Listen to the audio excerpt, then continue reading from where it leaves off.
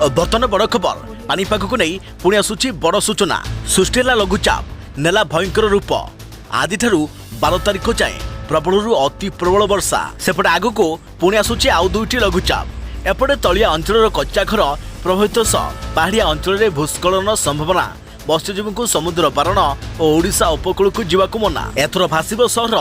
बुड़ीब गाँ। Hello friends मु शक्ति आप देखुंत नरसिम्हा क्रिएशन स्पेशल तेज यहाँ नहीं कौन रही डिटेल्स इनफर्मेशन आज भिडियो आपने जानीपर ता पूर्व भिडियो गोटे लाइक करूँ जदि पार्टी आपंकर सांगसाथी मानक भिडियोटी को सेयार करनी जदि फ्रेंड्स आपने आमर ये चैनल नुआ ही भिडियो देखुंत पूर्व केबे भी आमर ये चैनल को सब्सक्राइब करना तेज निहाती चैनल को सब्सक्राइब करने सहित पाखे आसुवा बेल आइकन को बजाय रखता तेज उत्तर पश्चिम और पार्श्ववर्ती पश्चिम केन्द्रीय बंगोपसागर आज एक लघुचाप सृष्टि होइछे तेज सक्रिय रही मौसुमी प्रभाव में राज्य में वर्षार परिमाण बढ़ सेपटे ओडिशार पिछा छाणुली लघुचाप आगक पुणी आसूची आउ 2टी लघुचाप एपटे आसंता 12 तारिख जाए किछि जिले में प्रबल अति प्रबल वर्षा संभावना रही फल प्रबल वर्षा प्रभाव में तलिया अंचल में पानी जमिवा सह कच्चा रास्ता और कच्चा घर प्रभावित होगा संभावना रही सेहीपरि असुरक्षित पड़िया अंचल में भूस्खलन संभावना रही चाषी मान सामूहिक भाव जमी 11 तारिख जाए कीटनाशक सार और जलसेचन न करने सूचना दी जाइए एही समय मध्य मत्स्यजीवी मान गभीर समुद्र को जीवाक बारण कर ओडिशा उपकूल जीवाक मना कर एने आंचलिक पानीपाग केन्द्र पक्षर सूचना दी जाइए तेज आज राति सुधा किंबा मध्यराति सुधा नयगढ़ कलाहांडी कंधमाल बौद्ध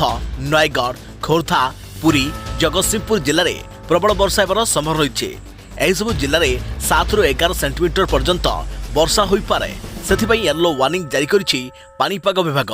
ठीक सेहीपरि पुरी गंजाम गजपति रायगड़ा नवरंगपुर कोरापुट और मालकानगिरी जिले में प्रबल अति प्रबल वर्षा होबार संभावना रही एसबू जिले में 12 ରୁ 20 सेंटीमीटर पर्यंत वर्षा होबार संभावना रही से ऑरेंज वार्निंग जारी कर तेज आसंता काली नवरंगपुर कलाहांडी बलांगीर बरगढ़ सोनपुर बौद्ध संबलपुर अनुगुल ढेंकानाल जाजपुर भद्रक और केन्द्रापड़ा जिले में केतेक स्थान में प्रबल वर्षा होबार संभावना रही एसबू जिले में 7 ରୁ 11 सेंटीमीटर पर्यंत वर्षा हो पारे से येलो वार्निंग जारी कर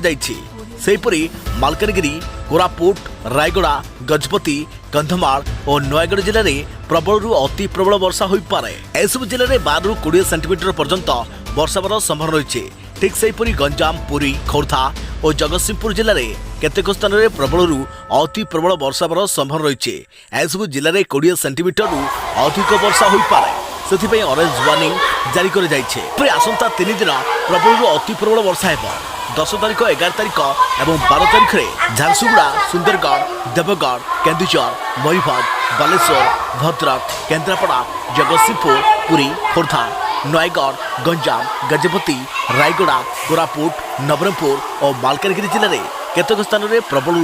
अति प्रबल वर्षा होबार संभावना रही एसबू जिले में 7 ରୁ 11 सेंटीमीटर पर्यंत वर्षा हो पारे से येलो वार्निंग जारी कर सेहीपरि कलाहांडी नुआपड़ा कंधमाल बौद्ध अनुगुल ढेंकानाल संबलपुर जाजपुर और कटक जिले में प्रबल अति प्रबल वर्षा हो पारे एसबू जिले में 12 ରୁ 20 सेंटीमीटर पर्यंत वर्षा होबार संभावना रही याछड़ा बलांगीर सोनपुर और बरगढ़ जिले में प्रबल अति प्रबल वर्षा हो पारे से ऑरेंज वार्निंग जारी कर समय पवन बेग सह वज्रपात विपद रही तेज सतर्क रुहतु एवं सुरक्षित रुहतु।